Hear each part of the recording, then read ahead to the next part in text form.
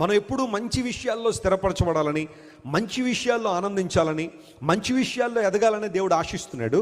అయితే భూమి యొక్క మంచి పదార్థాలు అనుభవించాలి అంటే అక్కడ పైన ఒక మాట రాశాడు, ఏమన్నా తెలుసా? మీరు సమ్మతించి.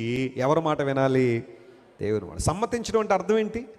ఒప్పుకోవడం కదా, అగ్రీ అవ్వడం. Yes lord, whatever you say is right, whatever you say is perfect, whatever you say is beneficial for మీ.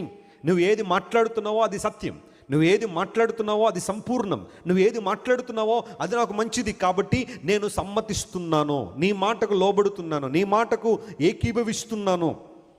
ఇప్పుడు ఎప్పుడైతే ఆ నిర్ణయంలోకి మనం వచ్చామో, లేఖనం సెలవిస్తూ ఉంది, మీరు భూమి యొక్క మంచి పదార్థాలు ఏం చేస్తారు?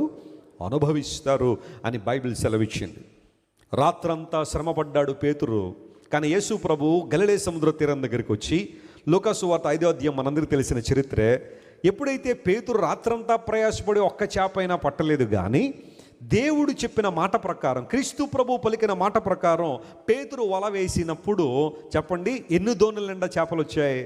2 దోణుల నిండా. ఒక్క చేప కోసం ఆశపడ్డాడు, ఒక్క చేప దొరికినా చాలు సంతోషంగా ఆనందంగా ఇంటికి వెళ్ళిపోదాం అనుకున్న పేతురికి 2 దోణుల నిండా చేపలు ఎందుకు వచ్చాయో తెలుసా?